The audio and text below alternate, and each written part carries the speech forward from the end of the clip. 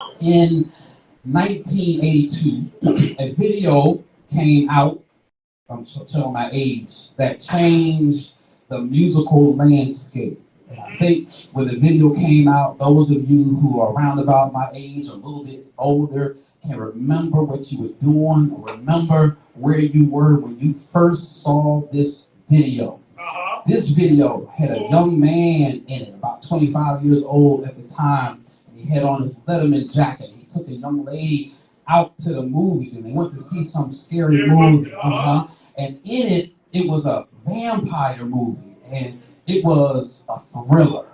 Eventually, she gets scared in the movie. She runs out of the movie and runs. He comes behind him, and he turns into the very vampire monster that she was afraid of. It was a thriller. And we find in this thriller that this man, MJ, Michael Jackson, was in a graveyard. His face was made up. He was dressed in grave clothes, and he had choreographed moves. And everybody in this video called Thriller, everybody was in a graveyard, a dead place. Their face was made up. They were wearing grave cloth, dead people clothes, and they had choreographed moves. But yet they had the nerve to call this a thriller.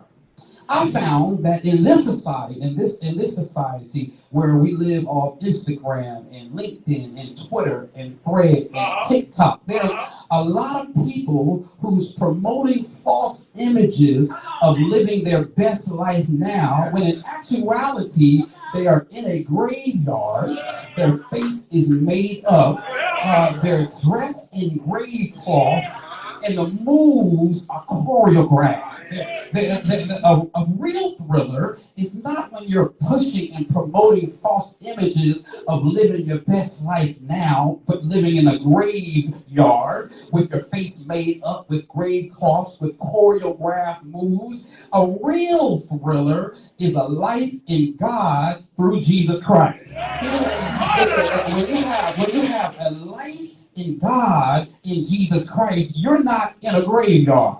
Because God said, I've come to give you life and life more abundantly.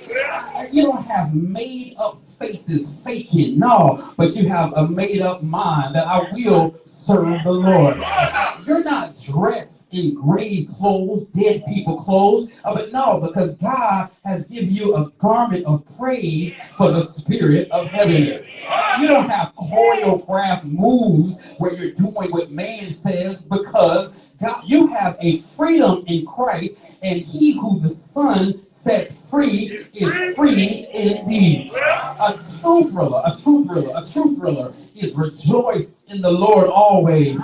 And again, I say rejoice. A true thriller is I had fainted unless I believed to see the goodness of the Lord in the land of the living. A true thriller is I will bless the Lord at all, help me out at all times, and his praise shall continually be in my mouth. A true thriller is weeping may endure for a night, but joy. I'm talking about a true thriller. They that wait upon the Lord shall renew their strength. A true thriller is when you live a life, not false images of living my best life now. Can I tell you a true thriller? A true thriller is I'm in love with God. I long for God. My will is lost in God. I lean on God. I laugh in God. I learn in God. And I'm lost without God. A real thriller is when you bow down to the King, worship the King, serve the King. You're chosen by the King. You got a benefit package from the King, and you live the life of a child of the King. That's a real thriller. A real thriller. Now, let that sizzle in your spirit. Well, while the other prophets deal with Israel's idolatry, their moral corruption, and their public and private affairs, and her international intrigues and alliances upon which she depended instead of the Lord, Ezekiel, the prophet with the E, Ezekiel focused uniquely on Israel as a holy people of a holy temple. What was the lesson about this morning? Of a holy temple, the holy city, and the holy land. Now, by defiling their worship, Israel had rendered herself unclean and had defiled the temple, city, and land. From such, God could only judge his people with national destruction. But God's faithfulness to his covenant and his desire to save Israel were so great that he would revive his people once more, shepherd them with compassion, clean them, and make them the perfect expression of a holy God in his divine kingdom.